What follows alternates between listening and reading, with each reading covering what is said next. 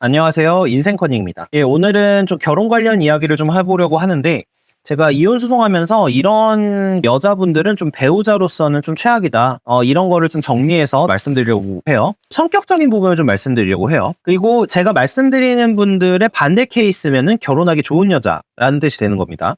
네, 첫 번째는 제가 이건 많이 경험하는 건데, 이제 화를 참지 못하는 여자거든요. 제가 다른 영상에서도 많이 말씀드렸는데, 다혈질인 사람은 인생에서 걸려야 돼요. 근데 다혈질인데 만약에 다혈질인 게 내 배우자다? 그러면 굉장히 큰일이 납니다. 그러니까 대체적으로 극단적으로 다혈질이거나 감정 절제 능력이 좀 부족한 경우에는 남성분들도 마찬가지지만 여성분들도 순간적으로 자기의 화를 표출하고 반응을 해요. 그러니까 이제 어떤 사소한 것이든 그게 중대한 것이든 내가 일단 화를 나는 것을 일단 한 번 정도는 생각해 볼 수 있는 사람. 그런 사람이 이제 사실 부부 생활을 할 때 좀 싸움으로 연결되지 않기 때문에 분쟁 해결에 있어서 유리합니다. 그래서 어쨌든 다혈질인 여자는 그 화를 참지 못하거나 말이 순간적으로 나갈 수밖에 없어요. 그러면 싸움이 계속 심해지고 당연히 그 화가 나 있는 상황에서 대화를 하기 때문에 상대방한테 공격성을 보이는 대화를 하게 됩니다. 대부분 청소 문제, 칫솔 문제, 설거지 문제, 요리 문제 이런 거에서 시작되는 건데 모든 게 싸움으로 직결되게 됩니다. 그러면 남자도 점점 이런 얘기 듣다 보면은 여성에 대한 사랑도 식고 이제 싸움이 만약에 심해진다 그러면 이제 커지게 되겠죠. 그래서 화가 나더라도 일단은 한 번쯤 생각을 하고 나중에 이런 부분이 좀 잘못됐다 이렇게 얘기할 수 있는 사람이면은 좋은 여자고요.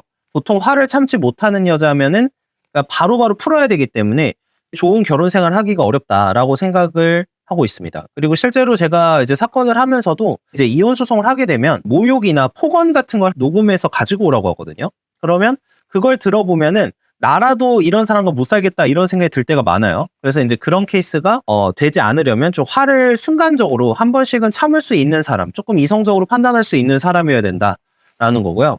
그다음에 두 번째는 이거는 사실 이혼뿐만 아니라 연인으로서도 큰 문제인데 혼자 있으면 매번 외로워하는 사람이에요. 이게 이제 진짜 힘든데 전문직을 통해서 말씀을 드릴게요. 이게 전문직이 어떤 여자를 볼 때 제일 힘들어하는 케이스가 뭐냐면 내가 야근을 해야 돼요. 근데 야근을 해야 되는데 계속해서 아내나 연인에게 전화가 옵니다. 전화가 와서 뭐 언제 오냐, 언제 끝나냐 계속 물어요. 물론 이제 워라밸이 있는 전문직도 있겠지만 뭐 워라밸이 없는 전문직들이 있어요. 이런 직종은 그냥 야근하는 게 일상인데 계속해서 뭐 나를 외롭게 하지 말라고 하면서 연락을 구하거나 이러면 진짜 힘들고요.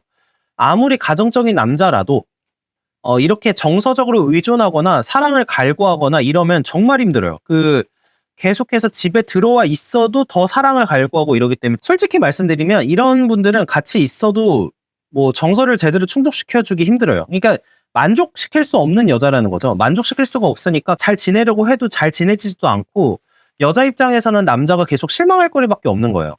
뭐 만약에 그 남편이나 남자친구가 야근이나 사회생활을 위해서 밤에 시간을 써야 된다. 또는 자기 개발을 위해서 시간을 써야 된다.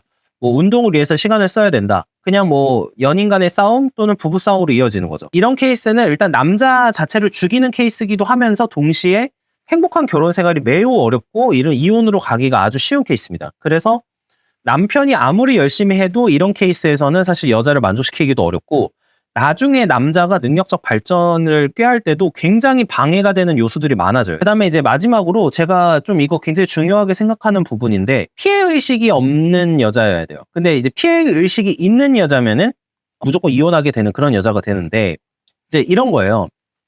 내가 이제 결혼 생활을 하는 데 있어서 그 결혼 자체가 여자한테 손해다라든지 결혼 생활을 해서 내가 어떤 커리어를 추구하지 못했다. 내가 성공하지 못했다. 이렇게 생각하시는 분들이 있어요.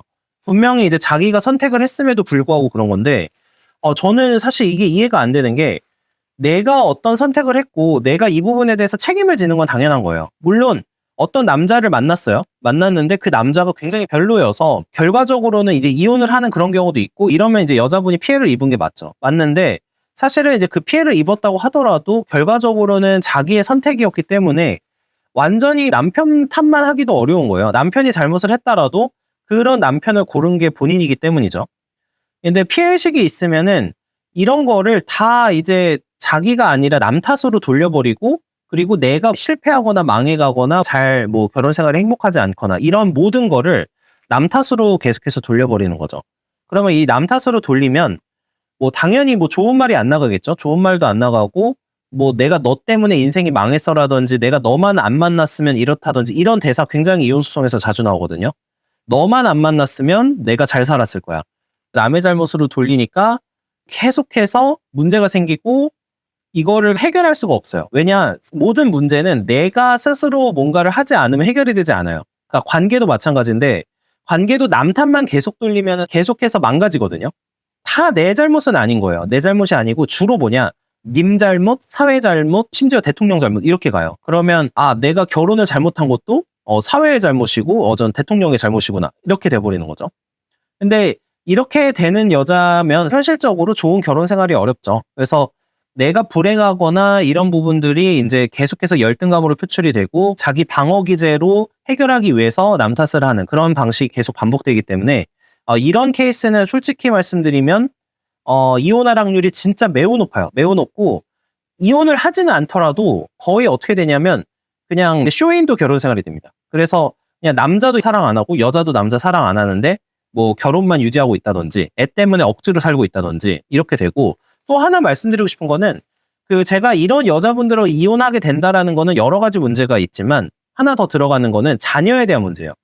그러니까 피해의식이 있는 여성분들이나 이런 매번 외로워하는 이런 여성분들, 그리고 제가 앞에서 말씀드린 그런 다혈질인 분들, 이분들은 무조건적으로 이제 아이들한테 영향을 크게 줍니다. 그리고 이런 피해의식이나 이런 외로움이나 이런 게 계속해서 아이한테도 주입이 돼요. 결과적으로 보면은 가족이 파탄에 이를 수밖에 없는 상황이 되는 거죠. 그러면 이제 이 정도 되면은 해결하기가 어려워요. 아이들도 내가 어릴 때부터 피해의식이나 이런 게 계속해서 주입되게 되면은 나중 돼서 이거 거의 돌이킬 수가 없어요. 사실 회복할 수가 없기 때문에 이제 이런 여자분들하고는 이혼으로 가는 경우가 진짜 많고 이혼으로 안 가도 문제예요. 그래서 이런 케이스에서는 솔직히 그냥 이혼을 어느 정도 제가 뭐 상담을 하면은 권하는 편이고, 만약에 안 되면은 이제 계속해서 뭐 부부 상담이든 뭐든 치료든 이런 걸 진행을 해야 돼요. 그래야지 이제 그나마 결혼 생활은 유지할 수 있을 거다. 근데 저 같으면 그런 결정은 안 할 것 같아요. 그냥 이혼을 할 것 같은데, 이런 부분을 좀 사실 사전에 조금 관찰할 수 있는 부분들이 있어요. 피해의식이나